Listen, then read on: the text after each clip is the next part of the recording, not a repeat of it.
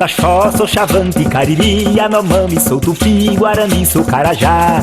Sou Pancararu, Carijó, Tupinagé, Potiguar, sou Caeté, Funiô, Tupinambá. Sou Pancararu, Carijó, Tupinagé, Potiguar, sou Caeté, Funiô, Tupinambá.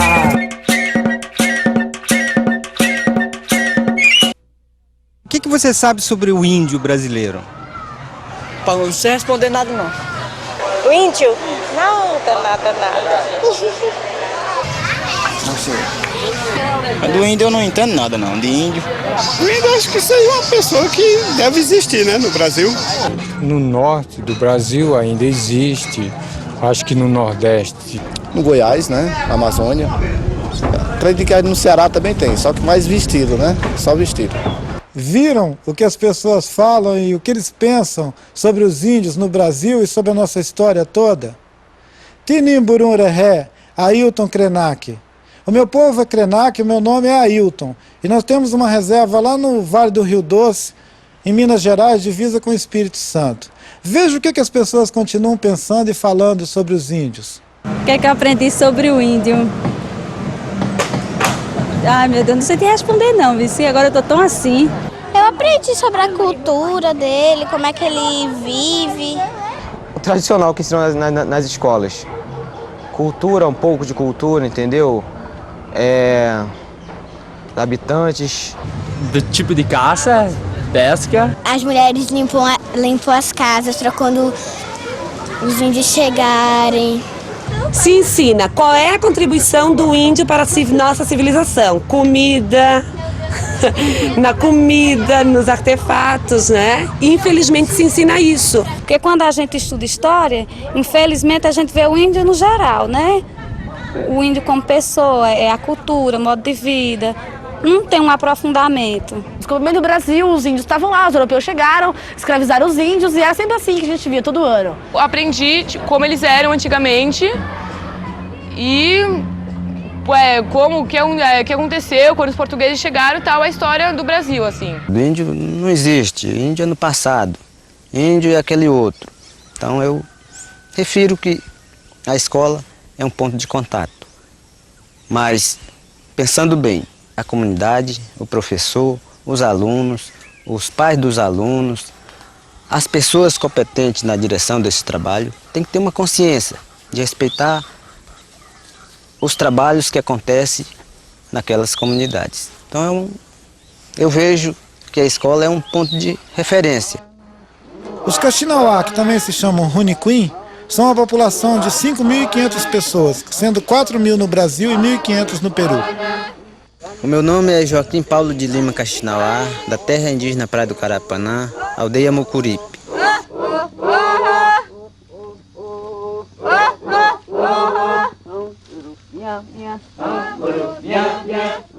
No primário, assim, na pré-escola primário, eles ensinavam que os índios eram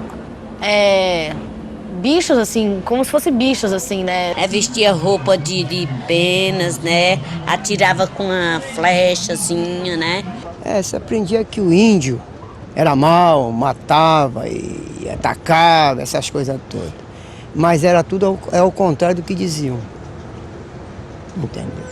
Geralmente é o branco que ataca para pegar terra, pegar minério, essas coisas todas. A gente fica brabo quando eles estão querendo entrar, querendo invadir a nossa terra. A gente fica brabo. Por que nós estamos ficando brabo? Porque eles trazem doença.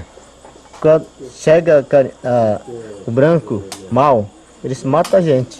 É por isso que a gente fica com raiva. Se não tiver outro problema assim ruim para os índios, a gente gostaria muito. A gente gostaria, são amigos. Nós somos amigos dos brancos, mas nós queremos ficar amigos do longe. Os Yanomami, que vivem nos estados do Amazonas e Roraima, são uma população de 22.000 pessoas distribuídas entre Brasil e Venezuela. Meu nome é Davi Cobenau Yanomami. Meu povo é Yanomami. Eu moro no Atorique. Os brancos que ficam próximos da gente, capital é Boa Vista, Roraima. que eu costumo ver na TV é que os índios, hoje, para o tempo de hoje, os índios estão sendo muito massacrados. Infelizmente, só notícia mal com relação ao índio. É o que nós temos vendo. Sobre índio, só discriminação. Discriminação, tudo violência contra o índio. Nada positivo para o índio. A gente sempre vê na televisão eles reivindicando alguma coisa, mas nunca a gente sabe se eles foram atendidos, né? Mas o que o índio realmente eles deixaram de hereditário aqui, o que eles têm de bom, o que eles mostram, o trabalho, a cultura dele, não é muito mostrada. A cultura indígena no Brasil não é divulgada à altura do que precisa ser. As pessoas têm que começar a descobrir o que a gente tem mesmo. Mas de uma maneira assim, de deixar nós falar o que a gente... Não que eles venham aqui saber o que está acontecendo aqui dentro de qualquer jeito. Eu acho que eles vão ter que ouvir a gente falar. Eles têm muito que aprender com nós.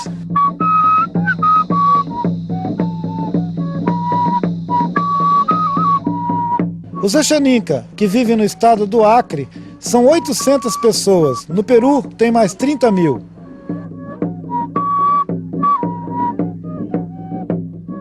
Bom, eu sou Francisco Pianco, nome na língua indígena é Xanxa, sou do povo Exaninca, sou daqui do Rio Amônia, no estado do Acre. Você é índia? Sou. Eu tenho orgulho de ser. Sou. Você respondeu assim tão pensando? Porque eu me considero, porque eu sou uma índia, porque eu sou descendente de índia, né? Não, senhora. Mas a senhora pareceu...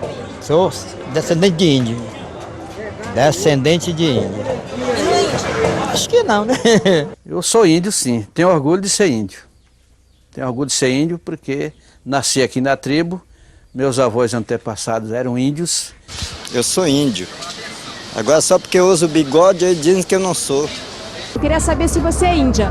Não. O que você é? Eu sou índia porque eu sou do Amazonas, né? Só isso. Oi, tem vários índios que se sair da aldeia fora que diz assim, é índio, eles não querem dizer que é índio não. Não quer ser não. E outros que não é índio, desejam ser índio. A coisa é assim. Quem é índio, filho da terra, não tem deles que não querem ser índio. E outros que não é, querem ser índio. Porque diz que o índio, por o mundo, era discriminado. Se fosse dizer que era índio, não tinha chance, não tinha vez. Índio que era índio, era de menor. Tem muita gente aí que diz que aqui no Nordeste não tem mais aldeia, não tem mais índio. Mas nós fosse primeiro, nós apresentar, fazer nossas culturas, nossas danças, nossas tradições. Os Pancararu, que são a população de 5 mil índios, ocupam 8 mil hectares de uma reserva de 14 mil que deveria ser destinada a eles integralmente. O povo me conhece por Quitera Binga, mas meu nome é Quitera Maria de Jesus. Sou líder indígena Pancararu, Brejo dos Padres, minha moradia é Saco dos Barros.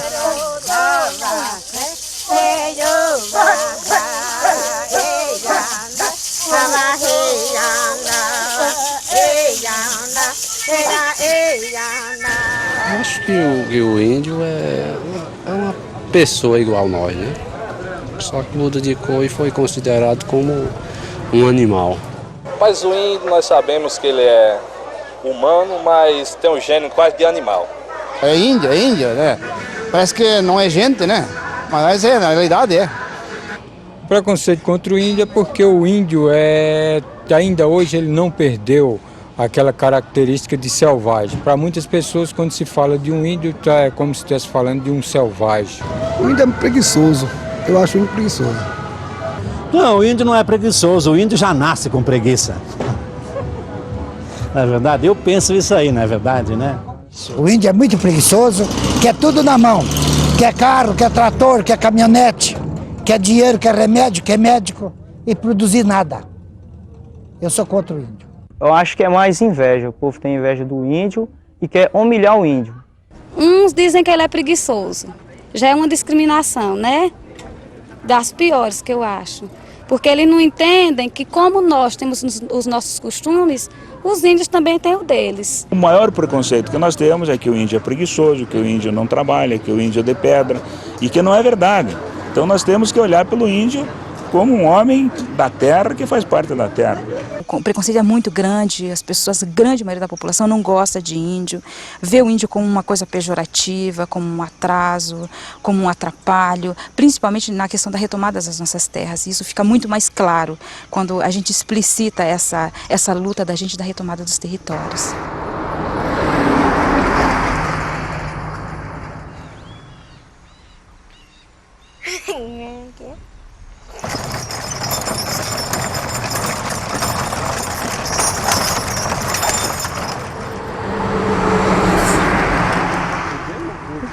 Eu sou a Zilene Crim Inácio, sou da etnia Caingangue, eu sou formada em Sociologia pela Pontifícia Universidade Católica do Paraná. Eu nasci numa terra indígena no Rio Grande do Sul, terra indígena Carreteiro. O povo Caingangue é um dos maiores povos em número de pessoas das regiões sul do país, Rio Grande do Sul, Santa Catarina e Paraná. E uma das maiores do país também. Nós somos o segundo ou terceiro povo mais numeroso do Brasil. Eu acho que índio é aquele que caça, índio é aquele que pesca. Que é um homem assim, seminu, com um cocar na cabeça, fazendo essas coisas. Que eles usam aqueles negócios grandes nos lábios, usam aquelas argolas no nariz. Isso pra mim é um índio. Mas tem índio assim, que a gente vê assim, que parece, às vezes parece, entendeu? Mas não é. Isso pra mim não é ser índio. Índio pra mim é ver aquele índio mesmo, falar com a gente não entender nada, usar aquelas argolas no nariz, aqueles lábios assim, com aqueles pratos, não sei o que era nos lábios. Isso pra mim é um índio de verdade. Irmã, dia para de nesta pura água borta, Minas Gerais, Sertané, Minas Gerais, não toma conta, raham. Eu sou Zezinho Machacali, nascido aqui em Machacali de Água Boa, do estado de Minas Gerais, do município de Santa Helena de Minas. Os Machacali, que são uma população de aproximadamente 800 pessoas, vivem em contato de mais de 300 anos, mas continuam falando quase que somente a sua língua.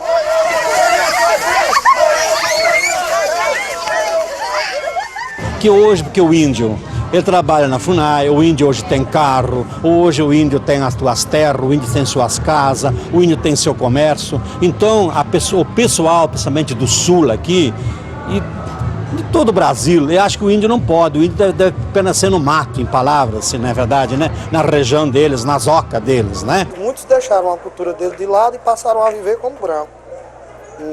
Produtos importados, antena parabólica, TV colorida, carro importado. É isso que eu acho que está acontecendo com o brasileiro. As pessoas aqui são caboclos, eles votam. Faz tudo igual o branco, não é índio. O senhor acha que quando a pessoa sai da aldeia, vem para a cidade, começa a trabalhar, estudar, deixa de ser índio? Eu acho. Muita gente, quando começou a organização indígena aqui no Rio Negro, por exemplo, muitos diziam que eles não eram índios. Pensava que saber escrever, falar português, deixava de ser índio. O que a gente fomos? Fomos muito atrás, batendo, por exemplo, quando a gente fala assim, não. E como é que alguém vem lá de longe, ou de outros países, vai chegar aqui, ele vai ser alemão, vai ser espanhol, vai ser não sei o que, ele não vai deixar de ser. Só porque pisou na terra indígena, ele vai ser índio, não. Então nós também somos assim. Para onde a gente for, a gente vai ser índio. A gente pode ser doutor, aviador, o que for, mas sempre a gente vai ser índio. Falar nossa língua, saber da nossa cultura e da nossa história.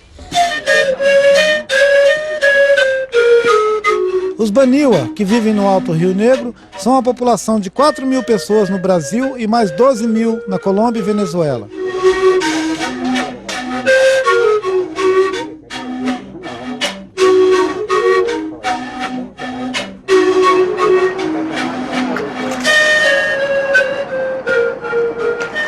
Meu nome é Bonifácio, eu sou da etnia Baniwa, da região do Rio Içana, do município de São Gabriel da Cachoeira, do estado do Amazonas.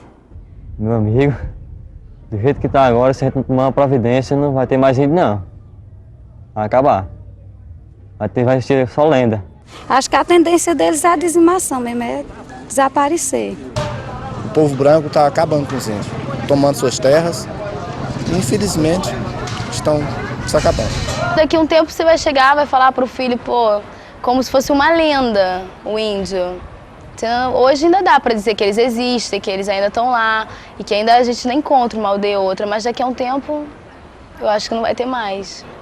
O índio não está acabando, o índio, pelo contrário, a população indígena tem aumentado significativamente, pelo menos os povos indígenas do sul são uma prova disso, né? As retomadas das nossas áreas, aliás, elas se dão por causa disso, porque a população está aumentando. O índio não está fadado ao extermínio, com certeza. Esse é um pensamento já ultrapassado, já superado, de que o índio é um ser em extinção. Não, mesmo que nós façamos as nossas faculdades, estejamos por aí participando dos mais diversos simpósios, seminários, fóruns, falando, dominando os códigos da sociedade não índia, com certeza nós nunca vamos deixar de ser índios. Kaxinawá, Yanomami, Guarani, Terena, Caingangue, Krenak, nenhum de nós achamos que nós estamos acabando, como você viu. E há 50 anos atrás, as estatísticas do governo davam uma população de 150 mil pessoas para todos os índios do país. Hoje nós somos uma população de 350 mil pessoas em todo o território nacional, só que distribuído em mais de 200 culturas, com povos diferentes somando essa população. Nessa série, você vai entrar em contato com pelo menos 10 culturas em profundidade desse grande universo de culturas que são os povos indígenas no Brasil. É com prazer e valor.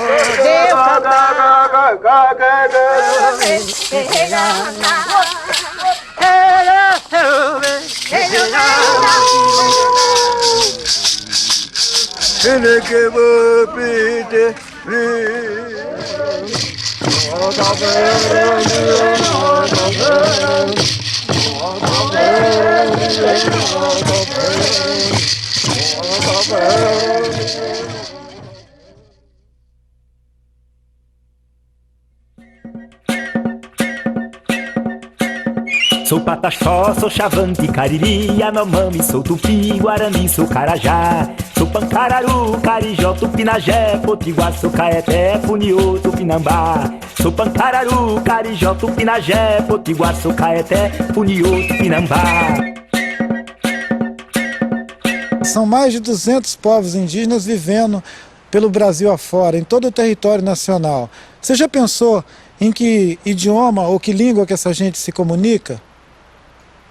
São mais de 180 línguas, além do português, falados aqui no Brasil ainda hoje. Apesar de toda a repressão histórica que se abateu sobre as nossas tribos, proibindo a língua, através de missões religiosas, através da ação do Estado mesmo e dos nossos vizinhos, que sempre inibiram o nosso povo de expressar sua cultura, especialmente de falar sua língua. Os Pancararu, que vivem no sertão de Pernambuco, são 5 mil pessoas e ocupam uma reserva de 8 mil hectares. E meu prazer, Deus estará.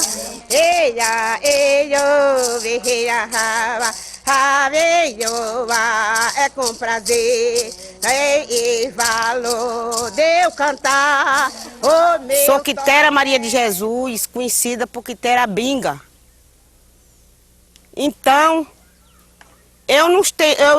nós perdemos a língua, mas eu vou transmitir aqui umas 2 palavras. Nós aqui Pancararu, nós para dar um bom dia, nós diz caruca. Então, nós para ir embora, a gente diz caruca butuna. Os Pancararu, que vivem no sertão de Pernambuco, numa reserva que chama Brejo dos Padres, eles foram reunidos aí em 1802 pela missão jesuíta, que foi catequizar esse povo. Em suma, mudar a sua língua e os seus costumes. A missão do jesuíta era fazer os índios falar o português, entender, o mais rápido possível, isso a qualquer custo. Ou a pressão, ou iludindo para dar presente, dar roupa, dar espelho. E aquele índio que aprendesse o português o mais rápido possível, então ele tinha uma grande recompensa. Não fosse em dinheiro, mas que era recompensa, mais roupa, em presente, e cada um que se interessasse. O interesse por presente ou por ganhar alguma coisa para desenvolver a língua portuguesa, sem prever o futuro que podia prejudicar as futuras gerações, aí foi isso aí que nos prejudicou, a nossa língua pancararu.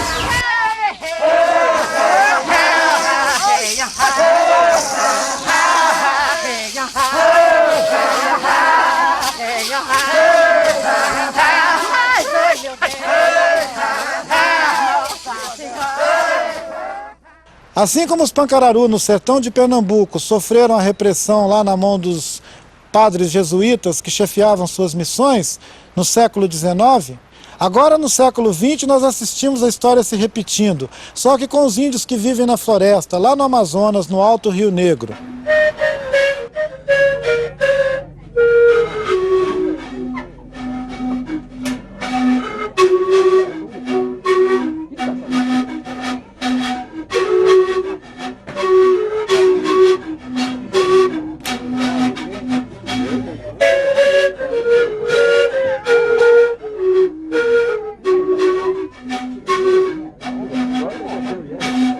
Rânio Ipitaná, Bonifácio, Baniwa, Adalian Hanan, Inucadaha, Rio Negro, Urquité. Nós indígenas aqui do Rio Negro falamos várias línguas, como eu, por exemplo, eu falo Baniwa, falo Nhengatu, falo português, entendo um pouco de espanhol e falo curipaco também. Então são as línguas que a gente fala e aqui normalmente o indígena tem que falar 1 ou 3 línguas para poder se comunicar, porque nós somos 22 povos diferentes, geralmente é natural que a gente fala 3 línguas além de português, que é língua nacional. Uns anos atrás, sabe, vêm os missionários, entendeu? Aí eles dizem assim, olha, porque falávamos o tupi, isto é nós baré. Aí depois como é idioma tupi, é idioma brasileira, né? Nós deixamos o tupi, o baré para falar o tupi. Vem a civilização, larga-se o tupi para falar o português. E agora? Língua geral ela não fala. Não. Pois é. E aí foi sumindo as nossas línguas, vamos dizer, as nossas gírias. Pois é. É isso que sucede.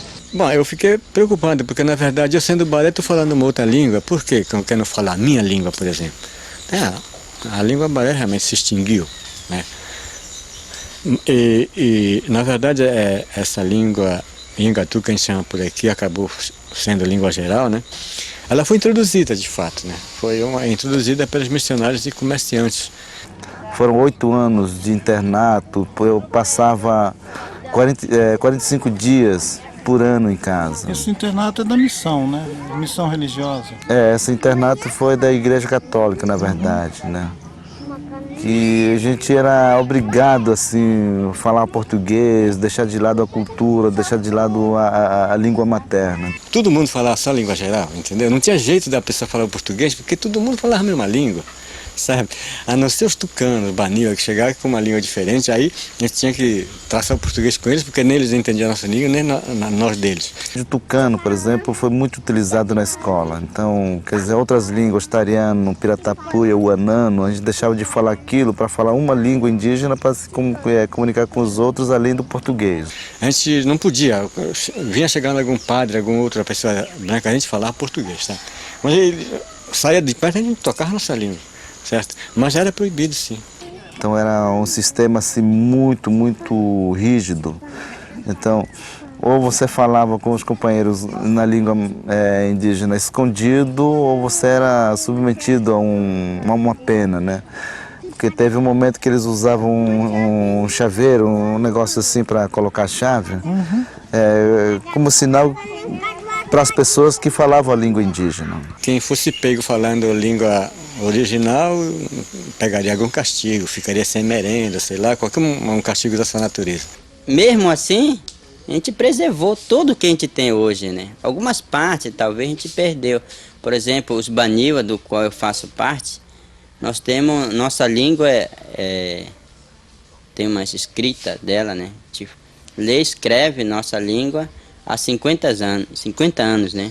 A gente tem essa língua escrita, a gente, qualquer um velho lê, escreve na sua língua. Eu me rebelei naqueles anos, muitas vezes eu fazia de propósito, falava na língua indígena, então cansei de pegar esse chaveiro e guardar comigo, né?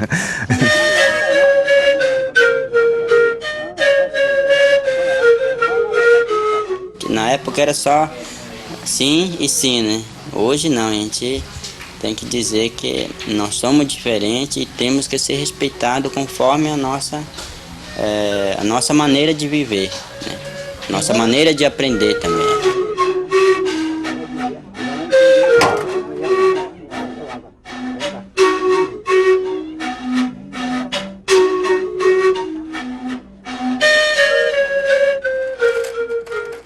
Você viu como é que foi pesada a repressão aos índios lá no Alto Rio Negro. Mesmo assim, você pode observar também que eles ainda falam mais de 20 línguas tradicionais deles lá naquela região, além do Nhangatu, que foi introduzido pelos jesuítas, o português e o espanhol da vizinhança. No sul do Brasil, essa repressão à língua foi feita pelo Serviço de Proteção aos Índios, os funcionários do governo, pagos para atrapalhar a vida dos caingangue, como você vai ver agora.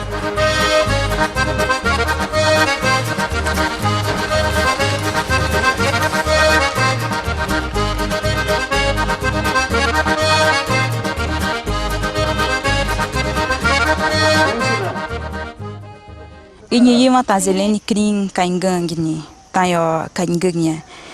Eu gostaria de falar para vocês que uma das maiores resistências da gente é a língua. O caingangue perdeu quase tudo que tinha. Nós só temos um ritual, que é o Kiki, que é um ritual que a gente faz aos mortos. E pintura, adereços, tudo isso a gente perdeu. A gente agora está fazendo trabalho de resgate, mas a questão da língua a gente manteve. Nós falamos, os nossos filhos falam, nós estamos alfabetizando os nossos filhos na língua para que a gente não perca isso. Estamos registrando as nossas histórias em caingangue. A língua caingangue continua viva.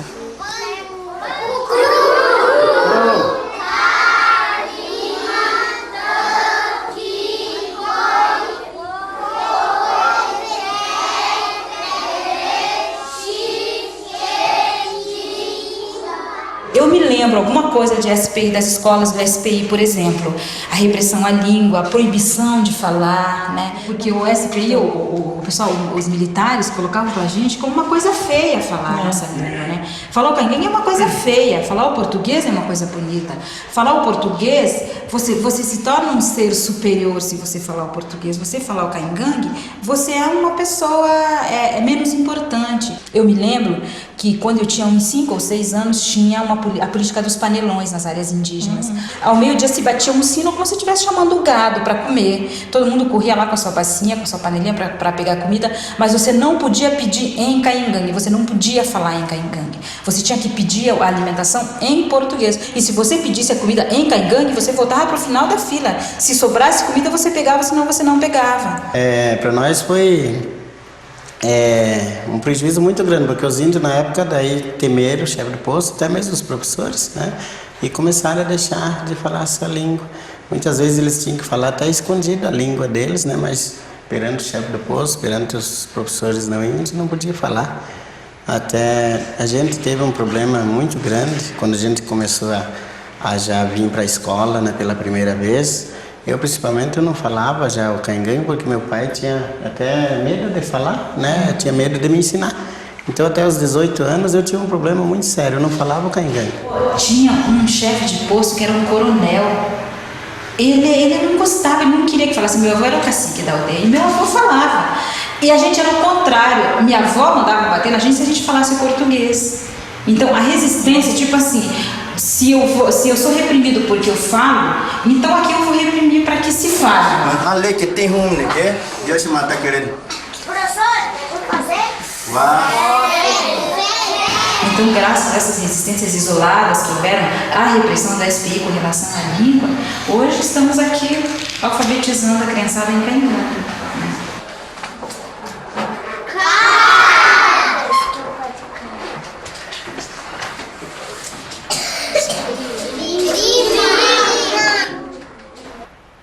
Uma conquista importante do final da década de 80 para o povo indígena foi botar na Constituição nosso direito a continuar falando nossas línguas diversas, mantendo a diversidade cultural, ensinando isso nas nossas escolas e obrigando o governo a apoiar nossas iniciativas nesse sentido. Você vai conhecer agora, então, a experiência dos índios Kaxinawá lá do Acre com a sua Escola da Floresta, que é uma expressão desse tempo novo, de assumir as nossas diversidades culturais e expressar ela da maneira mais plena. O professor Joaquim Maná é um dos mais antigos professores Kaxinawá do Acre. É autor de alguns livros e um dos principais pensadores da Escola da Floresta.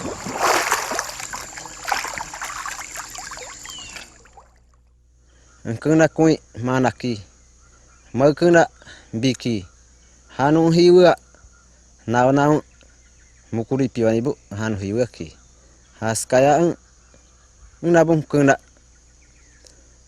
huni kuinki, nabung kuna Kaxinawá ni bura. Chega uma sopa aqui, ó.